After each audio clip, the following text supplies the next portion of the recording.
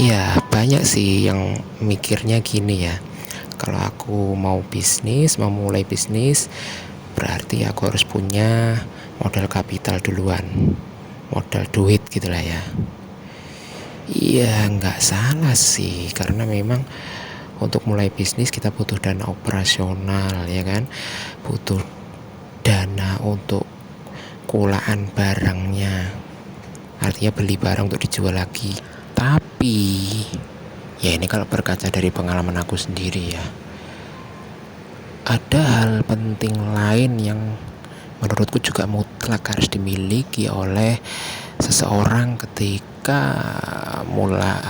baru memulai bisnis kecilnya. Iya, benar. Hal penting yang aku maksud adalah mental health alias kesehatan mental. Iya, selama ini kan memang kita itu rasanya lebih peduli atau lebih memperhatikan kesehatan fisik aja. Ya, misalnya dengan rutin mengkonsumsi susu kambing Etawa Eta Good Milk. Oke, it is good. Itu adalah ikhtiar yang bagus untuk menjaga kesehatan fisik ya, karena susu kambing Etawa Eta Good Milk, kandungan susu kambingnya hampir mencapai 100%, tepatnya 94,6% lah ya. Artinya Eta Good Milk menawarkan kekayaan nutrisi yang dibutuhkan untuk menjaga kesehatan tubuh, stamina, kekuatan fisik saat beraktivitas. Tapi kesehatan mental juga jangan dilupain. Ya mungkin diantara kita banyak yang berpikirnya gini, aku sehat kok secara mental karena aku bukan ODGJ.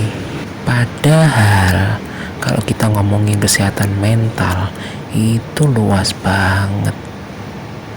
Karena apa ya? Karena banyak hal yang bisa mengancam kesehatan mental seseorang. Misalnya overthinking. Nah, ini juga yang pernah dialami oleh seorang teman, gak perlu aku sebutin nama lah ya. Dia pelaku UMKM juga.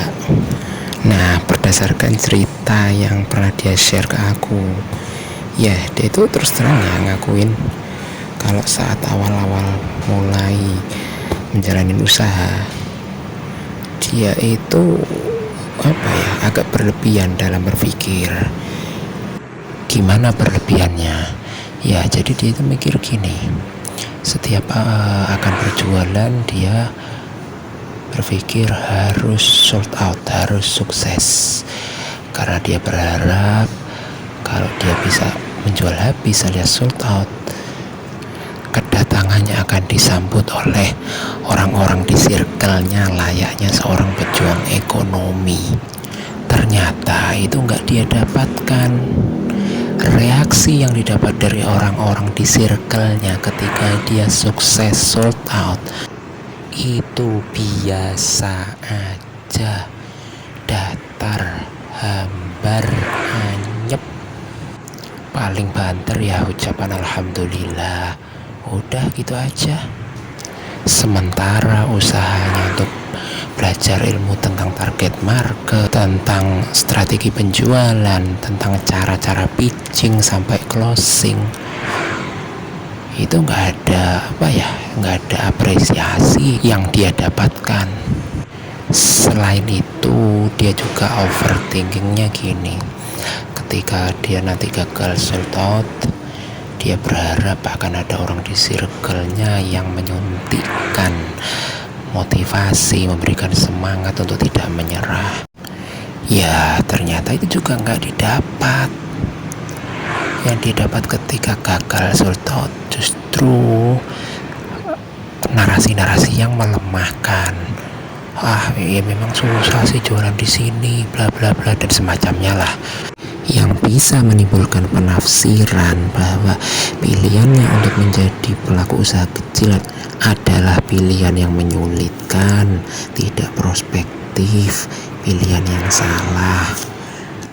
Nah, ternyata ekspektasi yang berlebihan tadi itu tidak didapatkan. Kenapa? Ya karena dia berada di circle yang tidak punya mental entrepreneur. Itu masalahnya. Ya emang berapa banyak sih orang Indonesia yang punya jiwa entrepreneur, punya jiwa kewirausahaan.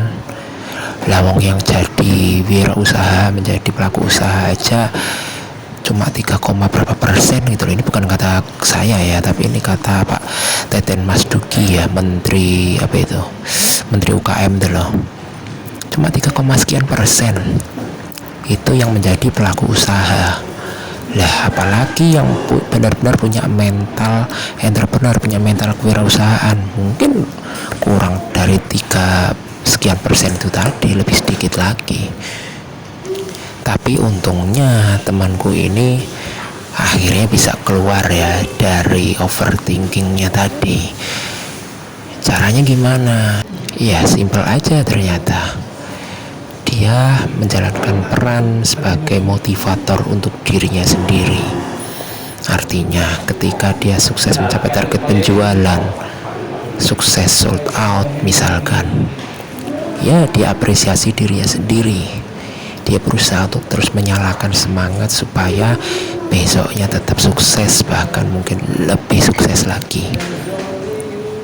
Ketika dia gagal hari itu, dia tetap bakar semangatnya untuk tidak menyerah.